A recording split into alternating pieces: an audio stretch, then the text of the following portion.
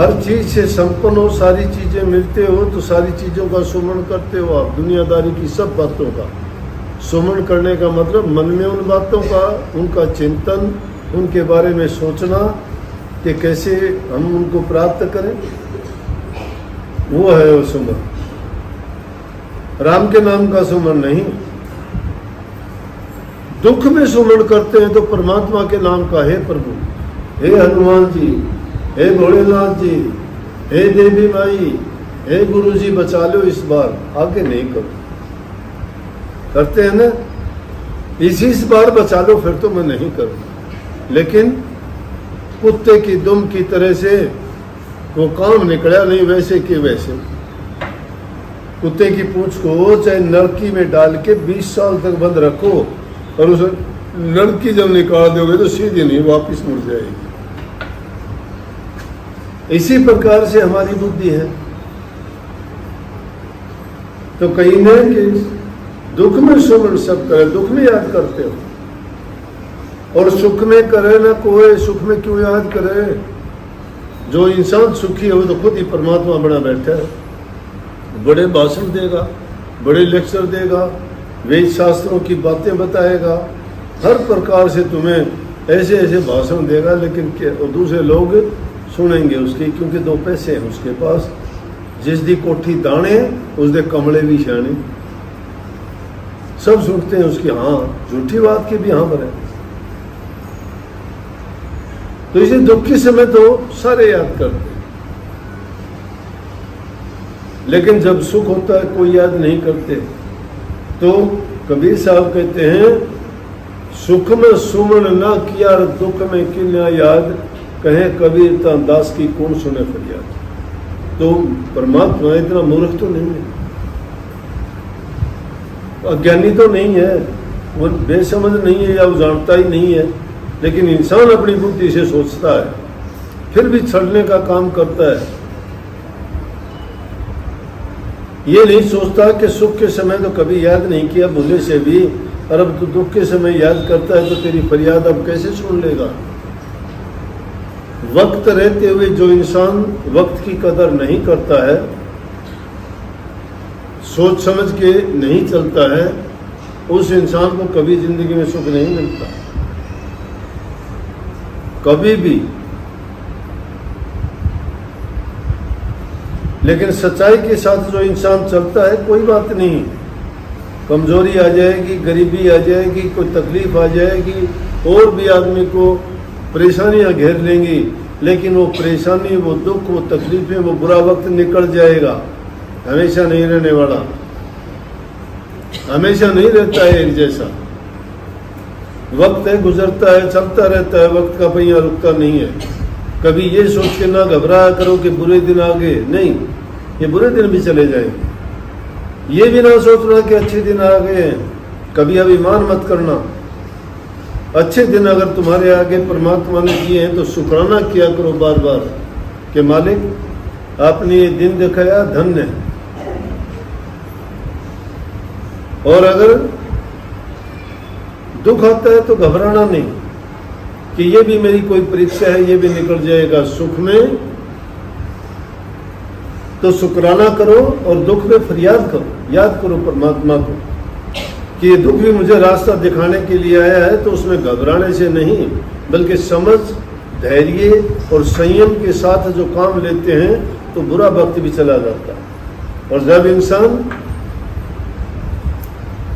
इस प्रकार से सोचता है तो उस टाइम पर उसको सच्चाई याद आती है कि हमें उस मालिक को याद करना चाहिए जो सबकी संभाल करता है, सबके दुखों को, तकलीफों को दूर करता है। अगर कोई किसी को याद करता है तो उसकी फरियाद भी सुनी जाती है। जब तुम सच्चे दिल से फरियाद करोगे, परमात्मा सबकी सुनता है। ये ना सोचना नहीं सुनता, ये ना सोचना, ये तो है नहीं कि पूरी जिंदगी तो कभी भूले से याद नहीं करो और एक दिन में जब तकलीफ आए तो कहो कि अब मेरा सुधार तू कर। वो गलत बात है। सही करते करते भी इंसान से गलतियां हो जाती हैं, कभी सही करते करते भी। तो ये बात नहीं कि आप अच्छा करते करते परमात्मा की भक्ति करते हो, दान पुण्य करते हो, परोपकार परहित करते हो, दूसरे की भलाई करते हो, किसी की सेवा करते हो, फिर भी ऐसा करते करते भी कोई ना कोई आफत और तकलीफ आ जाती है। लेकिन वो आ जाने से घबराना नहीं, समझना चाहिए कि ये भी मुझे कोई शिक्षा देने के लिए या मेरे अंदर कोई कमी आई है उसका सुधार करने के लिए, ये मेरी भलाई के लिए।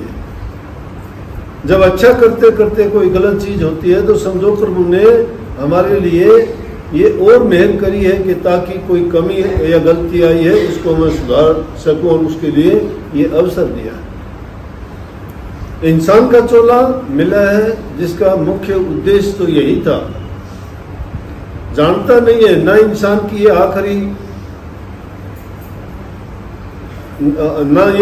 जन्म है और न ये आखिरी मौत होगी। ये सिलसिला जन्म मरण का चलता रहता है। इंसान नहीं बनोगे, किसी और योनि में जाओगे। कर्म के अनुसार मिलती हैं। अच्छे कर्म करने से अच्छी योनियां प्राप्त होती हैं, बुरे कर्म करने से आदमी को बुरे कष्ट भोगने पड़ते हैं। कभी बुरी योनि में जाके और भी बुरे कर्म होते हैं तो नरकों में जाके, और दूसरे बुरे कर्म होते हैं तो अंधे लूले लंगड़े बन के आते हो, और कोई दूसरे प्रकार के कर्म होते हैं जिनके कारण तुम्हें गरीबी, बुराई और इस तरह की चीजें देखनी पड़ती हैं। लेकिन जो इंसान जानबूझ के पाप को खरीद लेते हैं उनका क्या हो? जानबूझ के कैसे खरीद लेते हैं हम? कि उल्टे कामों में लग जाएं, शराब पे लग जाएं, मांस मिट्टी खाने लग जाएं, दूसरों चोरी डकैती में पड़ जाएं, किसी दूसरों को दुख और कष्ट देना शुरू कर दें, तो ये चीजें अच्छी कहाँ हुई? तो उन पाप कर्मों से बचना चाहिए। ये कर्म करने से हमें उनके भोग भोगने पड़ते हैं, तो उनके लिए हमें उल्टी सीधी योनियों में जाके, चाहे कभी कभी चोला इंसान का भी मिल जाता है तो, लेकिन जीवन तो पशु का ही जीते हैं वो। जिस इंसान को समझ के बावजूद भी पशुओं जैसा बर्ताव करता है, कितने दिन के लिए ऐसा करते हैं? जीवन बहुत छोटा सा है, कोई 10 साल का, कोई 20 साल का भरोसा है क्या? कितने दिन के लिए किससे बुराई लेते हो? कोई चीज साथ लेके आए नहीं थे, दुनिया में आए नंगे थे, कपड़ा नहीं था। ये कपड़े भी बाद में मिले हैं। 9 महीने गर्भ में रहने के बाद में जब आए बिल्कुल नंगे आए थे, कुछ नहीं था पास में साथ में। जो कुछ भी था वो यहां आने के बाद में हुआ है। कुछ साथ लेके नहीं आए, कुछ साथ लेके नहीं चलते, और कुछ साथ जाएगा नहीं। जो साथ जाने वाली चीज है उसको भूले बैठे हो। साथ जाने वाली चीज है प्रभु का नाम।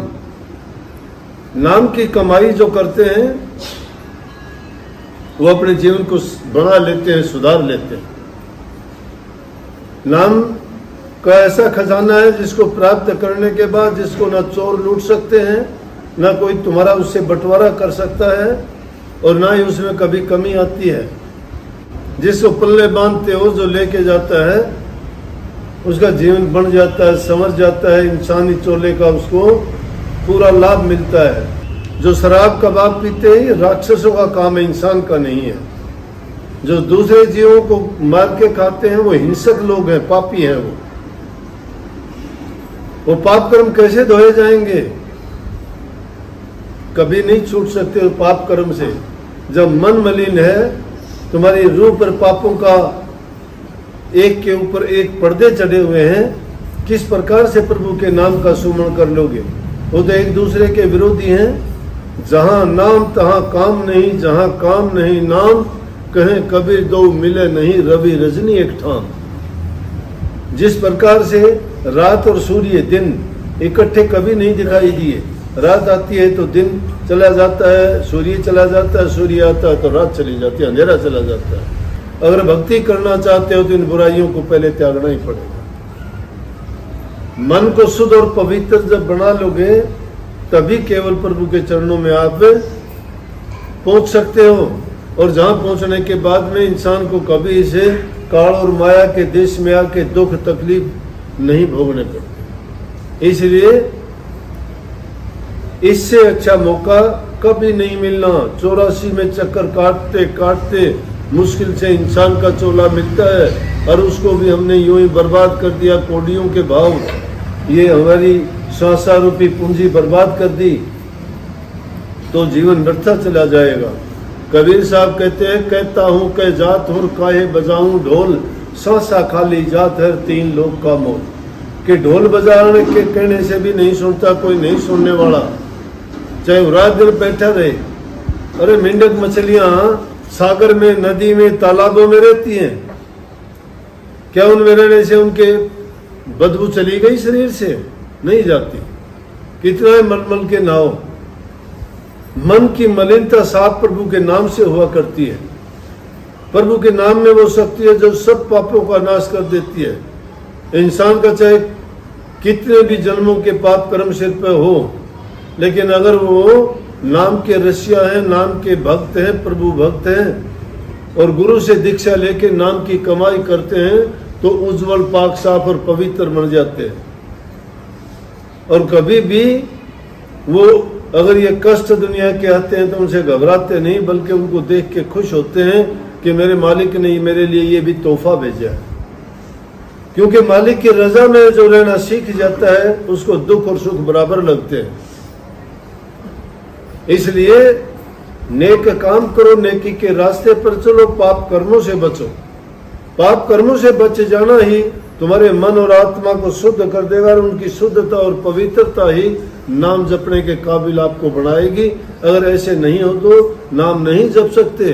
इसीलिए सत्संगों में आने से भी सुधार नहीं होता है, क्योंकि तुम मन से नहीं आते हो। तुम आते हो और ही बातों के लिए, अपने स्वार्थ के लिए, लालच के लिए, संतान के लिए, रोग दूर करने के लिए, गरीबी दूर करने के लिए, कारोबार के लिए। भक्ति के लिए आओगे तो तुम्हारे सारे काम सफल हो जाएंगे। सब आए उस एक में डाल पात फल मूल। अब गए लेने को क्या रहा, गए जब पकड़ा मूल। जब पेड़ को ही पकड़ लिया तो मांगने की चीज क्या रह गई? एक ही चीज मांग लो, आशीर्वाद। और जब उसमें सारी चीज आ जाएंगी, एक एक चीज मांगते हो। मुझे धन मिलना चाहिए, मुझे लड़का मिलना चाहिए, मुझे नौकरी मिलनी चाहिए। जरूरी है मेहनत करो, काम करोगे मेहनत का फल है, सब कुछ मिलेगा। निठल्ले बैठ के कोई अगर कहे कि तुम्हारे मुंह के अंदर कोई खाना डाल देगा, नहीं डाल सकता।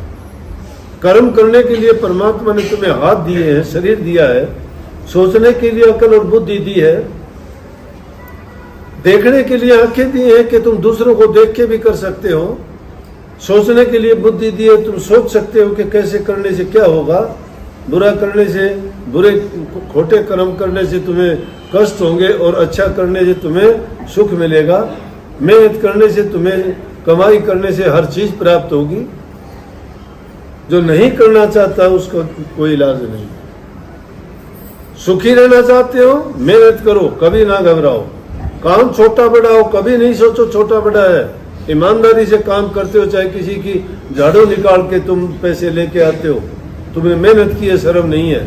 शर्म करो चोरी की, शर्म करो छल कपट बेईमानी की, शर्म करो धोखाबाजी से। वो खोटे मंदे कर्म ना करो। अपनी मेहनत पर विश्वास रखो। जो इंसान अपनी मेहनत पर यकीन रखता है उसका एक पैसा भी लाखों रुपयों का काम कर जाएगा।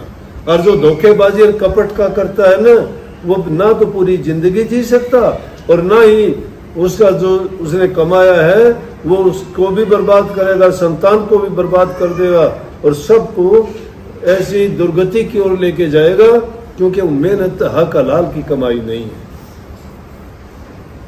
इसलिए सच्चाई से की हुई काम, सच्चाई से कमाई हुई दौलत तुम्हारे जीवन को संवारती है, तुम्हारे विचारों को पवित्र रखती है और तुम्हें भक्ति में तुम्हारा मन बढ़ाती है और रुचि तुम्हारी बढ़ती चली जाती है।